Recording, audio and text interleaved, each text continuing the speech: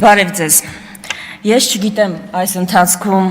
ինչ ստատուս կգրվի, նախընտրելի կլիներ ընդհանրապես այդ համակարգիչ հեռախոսը մի կողմ դրվեր։ Սիրելի լրագրող գործընկերներ, հիշում եք դուք ամիսներ առաջ այստեղից քննարկում էինք Ալեքսանդր Սիրունյանի թեկնածությունը ու այդ մարդը հայտարարեց, որ ի պատասխան մեր հարցերին, թե ինչպես է այսպիսի գրառումներ արել քո էջում, հայտարարեց, որ իր էջը կոլեկտիվ է համակարգվում ու այս ամբիոնից հնչեց տեսակետ, այսինքն հարց իսկ ով է ձեր էջի մյուս ադմինը, կարող է Նիկոլ Փաշինյանն է։ Ես կարծում եմ այս ընթացքում մենք գտանք էջի ադմինին եւ այդ կապակցությամբ էլ կարելի է նաեւ շնորհավորել, բայց ինչ եմ ուզում ասել, որ Նիկոլ Փաշինյանին, որ իսկապես ես չեմ պատրաստվում այդ բառապաշարով անդրադառնալ ձեր բոլոր գրառումներին եւ մտքերին, ճիշտն ասած, որ շատ էլ ուզենամ, չեմ էլ կարող։ Դուք անմրցելի եք այդտեղ հատակը անդադ ծակելու մրցույթում, չնայած չէ, մի քաղաքական գործիչ կա, որ մրցում է այդտեղ ձեզ հետ, եւ դա քաղաքական գործիչ Աննա Հակոբյանն է, ամեն դեպքում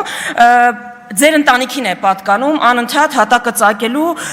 մրցանակը, Փաշինյանների ընտանիքին է պատկանում։ Ես բայց գուցե զարմանաք, ուզում եմ շնորհակալություն հայտնել ձեզ, իսկապես ՔՊԻ-ին էլ, ձեզ էլ,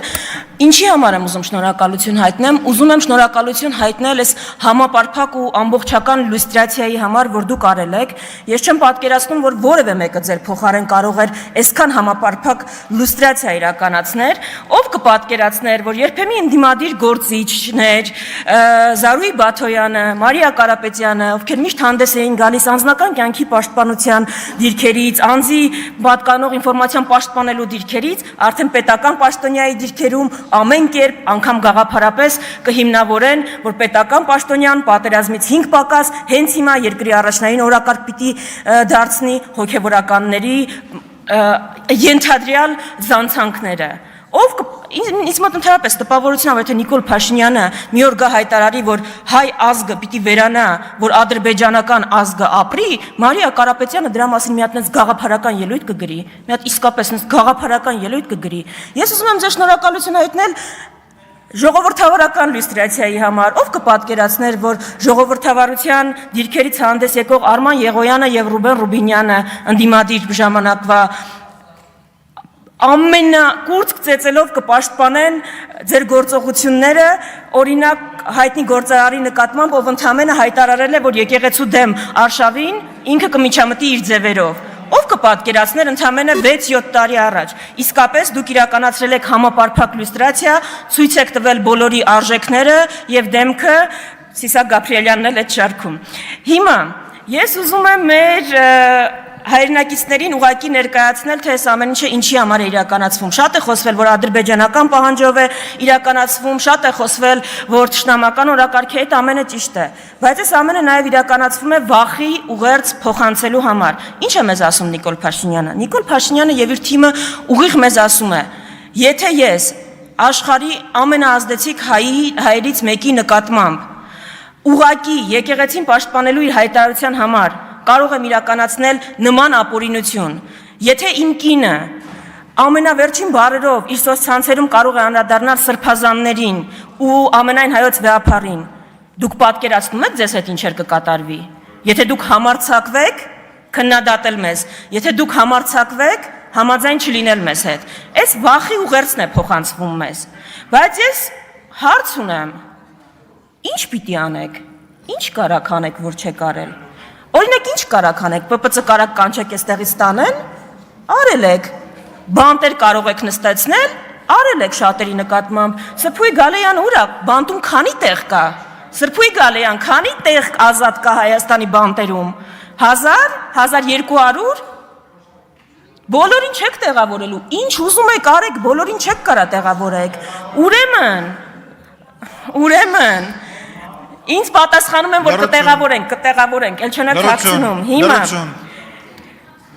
չեք կարողանալու տեղավորել, ուրեմն ես կոչս ուղղում եմ հայ գործարարներին, արձաններ կառուցող գործարաններին, սուպերմարկետների շարքը մեծացնող գործարաններին, իմ դիմաց նստած մեծահարուստներին, վախենալու իմաստը, ուրեմն որն է, վախենալու իմաստը որն է, դուք կարողանալու եք այդ ձեր ունեցվածքը, այդ ձեր ունեցվածքը կարողանալու եք պաշտպանել, Ալիևի ու Էրդողանի հետ պայմանավորվելու եք, կարողանալու եք, ուր կորան Արևմտյան Հայաստանի մեծահարուստները, ինչ եղավ իրանց հետ, ունեցվածքը փրկեցին, դուրս կարողացան հանել, գերեզման չունեն անգամ, գերեզման չունեն հիմա, ուրեմն ինչից եք վախենում, ինչ կա ընդհանրապես վախենալու այստեղ, դուք եկեղեցու դեմ Ադրբեջանի պահանջով իրականացվող արշավը քողարկում եք իբր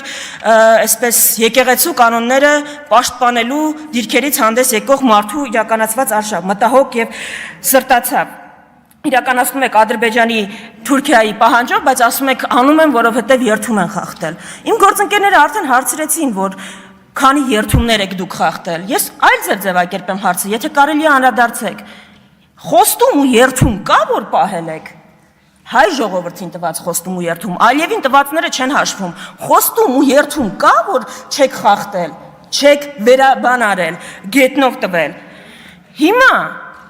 ես ուզում եմ նաև այստեղից դիմել որդիական խոնարհությամբ, ԱՄՆ հայոց վեհապարին, ուզում եմ դիմել բոլոր սրբազաններին։ Սա իսկապես թշնամական արշավ է, որ ձեր դեմ իրականացվում է, բայց ձեզ համար շատ պարզ պիտի լինի, կարծում եմ, որ Հայաստանի Հանրապետության քաղաքացիների մեծամասնության համար, եթե անգամ հայ առաքելական եկեղեցու բոլոր սրբազանները խախտած լինեն կուսակրոնության ուխտը, դա ոչինչ է այն հանցանքների առջև, որը դուք իրականացրել եք ձեր թիմով։ Հայ ժողովրդին հիմա չի հետաքրքրում։ Գնացեք, հենց հիմա Բաղրամյանում ցույց անող անհետ կորածների ծնողներին տեսեք, որ հարցն է հետաքրքրում։ Հետաքրքրում է արդյոք սրբազաններից որևէ մեկը ենթադրյալ կուսակրոնության ուխտը խախտել է, թե իր երեխան որտեղ է։ Հարց ինձ այսօր այստեղ բերող վարորդին տաքսում ագարակից չեր հետաքրքրում կուսակրոն հոգևորականներից որ մեկն է ուխտը խախտում։ Հետաքրքրում էր հեղուկ գազը ինչու է այդքան թանկացել։ Կուսակրոն հոգևորականների ենթադրյալ իրենց ուխտը խախտելու հետևանքով, ջերմունքում հիմա թուրքերը։ Կուսակրոն հոգևորականների ենթադրյալ իրենց ուխտը խախտելու հետևանքով եք դուք Սոնա Մնացականյանին ավտոյի տակ գցել եւ հեռացել։ Մեր որ մի խնդիրն է այս խնդրի հետ կապված։ Ուրեմն ինչի եք այս խնդիրը արհեստականորեն օրակարգ բերել։ Որ այս հարցերին չպատասխանեք, որ այս հարցերից կարողանաք խուսափել։ Դրա համար հաստատ կուսակրոն հոգևորականների ենթադրյալ իրենց ուխտը խախտելու հետևանքով չի, որ եռաբլուրը մեծացել ու կրկնապատկվել է, ու մենք անվտանգային ճգնաժամի մեջ ենք։ Դրա համար մեր հայ առաքելական Սուրբ եկեղեցին պիտի իմանա, որ հիմա ինքը ունի ավելի շատ աջակիցներ, քան կարող են պատկերացնել, քան երբևէ երևի ունեցել է։ Երբևէ։ Այդ աջակիցների թիվը Հայաստանում չկա հրապարակ, որ դա կտեղավորի, ու դա է հանրային տրամադրությունները, ու դա է, որովհետև դուք ում հարվածում եք, ում թիրախավորում եք, իր շուրջ մոբիլիզացիա եք ստեղծում։ Դե երևի դրա համար էլ արժի ձեզ շնորհակալություն հայտնել։ Ուրեմն հայ առաքելական եկեղեցին պիտի իմանա, որ հայ ժողովրդի մեծամասնությունը իր կողքին է, եւ այստեղ որևէ նահանջի տեղ չկա, որովհետև եթե ընդգրկեն շանտաժներին, տեղի կտան այդ շանտաժներին, ուրեմն մենք խոշոր հաշվով ավարայր ինչի համար ենք կռվել։ Եթե Հայաստանում Ադրբեջանի ու Թուրքիայի պահանջով վեհապար պիտի փոխվի, եթե Հայաստանում Ադրբեջանի ու Թուրքիայի պահանջով սահմանադրություն պիտի փոխվի։ Հիմա ես այստեղ ուզում եմ որպես վերջաբան անդրադառնալ Անահիտ Ավանեսյանը երեք այստեղից խոսեց։ Անահիտ Ավանեսյանը շատ վրդովված էր իր դեմ իրականացված այդ թվում նաև իմ ակցիայից։ Երբ պետական դավաճանությանն է վերաբերվում, այս մարդիկ շատ սառնասիրտ են։ Հենց իրենց դեմ այդ ակցիաների ու գործողությունների համար իրականացվում է որևէ ակցիա, դառնում են փխրուն հոգիներ։ Անահիտ Ավանեսյանը ստում է։ Ոչ մեկ մեր հերոսների նկարները ոչ պատրել է, ոչ իր վրա են նետել։ Անահիտ Ավանեսյանի դեմքին շպրտել են նկարները, որտեղ պատկերված են մասունքները, նահատակների այն տեսքով պահելը, որ ինքը պահել է, ու դա արվել է այն բանից հետո, երբ Անահիտ Ավանեսյանը առողջապահության նախարարը երկրի ուշադիր մարդկանց վրա կրակելուց հետո ոչ թե գնացել է վիրավորներին այցելելու, ոչ թե գնացել է հոգատարություն ցույց տալու, այլ ողջունել է ոստիկանների գործողությունը։ Գիտեք, ձեր երեսպաշտությունը սահման չունի, դուք նման եք այն հանցագործին, որ սպանում է իր ծնողներին, հետո դատարանում, որ դա ներկայացնում է իր որբ լինելը որպես մեղմացուցիչ հանգամանք։ Այ էսա ձեր ընդհանուր առմամբ պատկերը։ Դուք զոհը չեք, դահիճն եք։ ու որևէ բան ազգայնացնելուց առաջ ընդհանրապես առաջին բանը, որ պիտի ազգայնացվի, Հայաստանի կառավարությունն է։ Մինչ այդ Աստված պահապան հայ ազգին